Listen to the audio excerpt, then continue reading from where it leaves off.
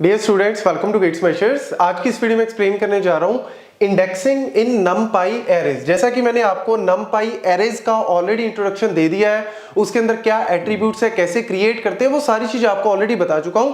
अगर आपने वो वीडियो नहीं चेक की तो एक बार जरूर डिस्क्रिप्शन बॉक्स में और ऊपर आई बॉक्स में आपको लिंक आ रहा होगा, चेक कर लेना। पहले एरेज के बारे में पता होना चाहिए, उसके बाद हमारे पास ये टॉपिक आता है इंडेक्सिंग का। Indexing is a very powerful method for manipulating और accessing the data from arrays. अब एरेज हमें पता है कि एक डेटा स्ट्रक्चर है, डेटा स्टोर करने का एक तरीका है। तो यार अगर मैं उसमें करना क्या है, मुझे जब मैंने डेटा को स्टोर कर लिया, अब मुझे उस डेटा को कभी ना कभी एक्सेस करना पड़ता है, मतलब फेच करना पड़ता है, या उसमें कुछ मैनिपुलेट करना पड़ता है, या उसमें मुझे कुछ ऑपरेशंस जैसे एडिशन, मल्टीप्लिकेशन, कुछ ना कुछ ऑपरेशन परफॉर्म करने पड़ते हैं।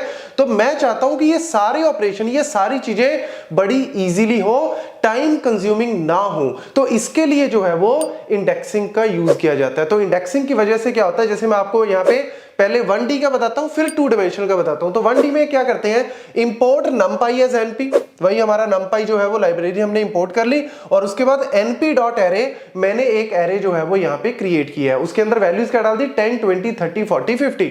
अब देखो जब ये वैल्यूज मैंने यहां पे डाल दी, तो ये जो डेटा है ये स्टोर कैसे होगा, हमारे जो पाइथन एनवायरनमेंट में डेटा कैसे स्टोर होगा।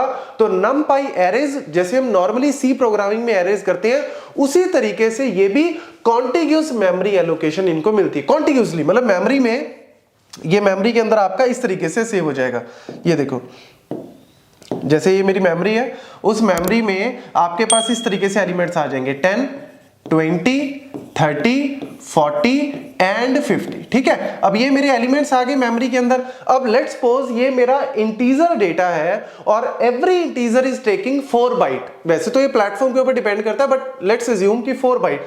तो लेट्स से अगर मैं मेमोरी इसको एलोकेट कर रहा हूं, या मैं एक एड्रेस यहां पे लिख रहा हूं, जो रैम में मैं एक एड्रेस लिख रहा हूं, तो यहां पे लेट्स सपोज मेरा पहला एड्रेस है अगर 1000, तो ये वाला एलिमेंट किस में पड़ा है, 1004 में, ये वाला 1008 में, ये वाला 1012 में, ये वाला 1016 में। तो इस तरीके से कॉन्टिग्यूस मेमोरी जो है वो इनको मिलती है। लेकिन every word is taking 4 byte, तो मैं 4 का डिफरेंस। अगर every word is taking 1 byte, तो 1000 पे ये, 1001 पे, 1002 पे, तो इस तरीके से आप मेमोरी में सेव कर सकते हो। तो कॉन्टिग्यूसली ये सेव होते हैं। तो ऑब्वियसली अगर ये कॉन्टिग्यूसली इस तरीके से सेव हो रहे हैं, तो इंडेक्सिंग से क्या होगा, यहां पे इंडेक्स नंबर 0, क्या मिल गया इसको, इंडेक्स नंबर 0। ये index number 1, index number 2, index number 3, index number 4। अब मुझे कोई भी एक्सेस करना है डेटा, कोई भी एक्सेस करना है, लेट्स सपोज मुझे ये एक्सेस करना है, तो मैं क्या करूंगा, यहां पे मैं डायरेक्टली इसमें लिख दूंगा एरे, उसके साथ में मैं इंडेक्स का नंबर, जैसे मेरा 2 लिख दिया, तो यानी ये एलिमेंट मेरा डायरेक्टली जो है वो फेच हो जाएगा। मुझे कॉन्टिग्यूसली इस तरीके से एक एक एलिमेंट को सर्च करने की जरूरत नहीं है, मैं डायरेक्टली उस लोकेशन पे जाके लीनियर सर्च लगाने की जरूरत नहीं है। वो आपका लिंक लिस्ट वगैरह में, यहां पे आप डायरेक्टली उस एलिमेंट पे जाके उसको फेच कर सकते हो। तो इजी है, टाइम कंज्यूमिंग नहीं है। मतलब अगर आप टाइम कॉम्प्लेक्सिटी की बात करो तो बहुत कम टाइम में आप इस डेटा को एक्सेस कर सकते हो। तो देखो एरे 1 0, इसका मतलब क्या है, ये जो मैंने इंडेक्स नंबर क्या दिया 0 0, मतलब ये वाला, तो यानी इसकी आउटपुट क्या आ जाएगी, 10 आ जाएगी। 0th एलिमेंट, 0 नंबर पे कौन सा एलिमेंट पड़ा है वो उठा लो।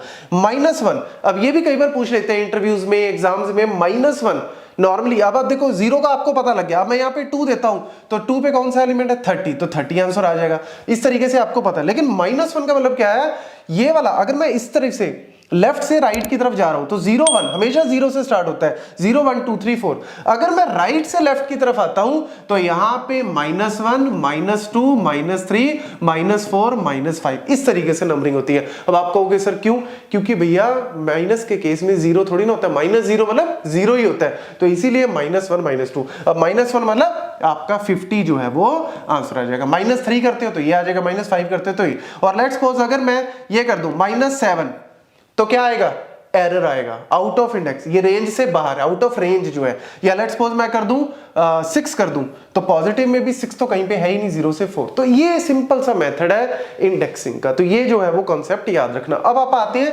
2D पे। 2 डायमेंशनल एरे में वो भी आसान ही है, कुछ भी नहीं है। जैसे मैंने यहाँ पे 2D एरे जो है वो पास कर दिया, तो यहाँ पे इस तरीके से जो है वो 10 20 30, ठीक है, और उसके बाद 40, 50, 60, ठीक है, और फिर 70, 80, 90, इस तरीके से डेटा जो है वो जैसे मैट्रिक्स की तरह डेटा सेव हो जाएगा। अब देखो ये मेरा जो है वो रो नंबर 0, ये रो नंबर 1, ये रो नंबर 2। हमेशा याद रखना रो नंबर मेरा 0 से, जैसे नॉर्मली 0 से स्टार्ट होता है, 0, 1, 2। ये क्या है? कॉलम्स। तो कॉलम्स भी column number 0, column number 1, column number 2। तो हमेशा इस तरीके से नंबरिंग दे दो, मन में सोच के रख लो 0, 1, 2, 0, 1, 2। अब देखो ये वाला एलिमेंट किस पोजीशन पे पड़ा है? ये वाला एलिमेंट 0, 0, मतलब रो 0, कॉलम 0। हमेशा हम कैसे लिखते हैं? रो और फिर उसके बाद column, row number, column number. तो ये रो नंबर क्या है? 0, 0। ये देखो रो नंबर क्या है? 0, column number 1, row number 0, column number 2। तो इस तरीके से आप नंबरिंग दे सकते हो। ये row number 1, column number 0, row number 1, column number 1, row number 1, column number 2। ये वाला row number 2, column number 0, row number 2, column number 1, 2, 2। तो इस तरीके से आप अब जो मर्जी पूछ ले आप आंसर दे सकते हो। लो जी 1, 2, कहां है 1, 2? ये रहा 1, 2, उठा लो जी, क्या आंसर आ गया? 60, बात खत्म। कुछ भी पूछ ले हम, 2, 1, 2, 2, आप इजीली आंसर जो है वो दे सकते हो। अब देखो 0, कॉलम, कुछ भी नहीं दिया, 0 मतलब रो नंबर तो दे दिया कि ये वाली रो, कॉलम नहीं दिया, तो यानी पूरी रो उठा लो यार।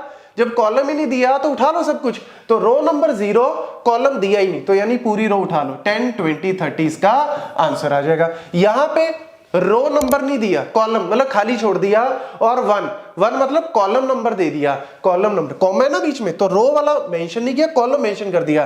तो रो कौन सी? कोई भी नहीं, कॉलम 1, यानी ये पूरा उठा लो, यानी 20, 50, 80, ये आंसर आ जाएगा। ये सिंपल सी कहानी है। तो इससे हम इस तरीके से एक एक एलिमेंट को सर्च कर सकते हैं। और लेट्स सपोज अगर मुझे लाइक सबसेट ऑफ एलिमेंट्स या ग्रुप ऑफ एलिमेंट्स उठाने, तो स्लाइसिंग वो आपको नेक्स्ट वीडियो में करवाता हूं। तो ये भी याद रख लो कैसे स्टोर होगा।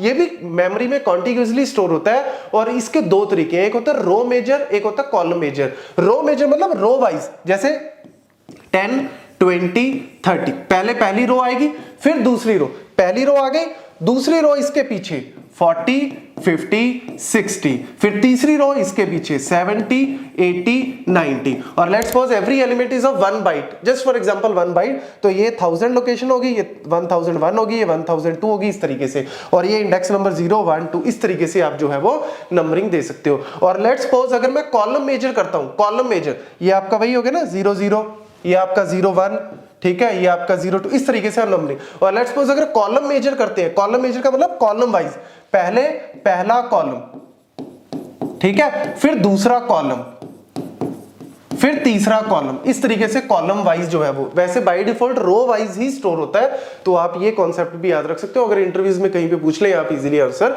दे सकते हो। इससे बाहर इसमें कुछ भी नहीं है। Thank you.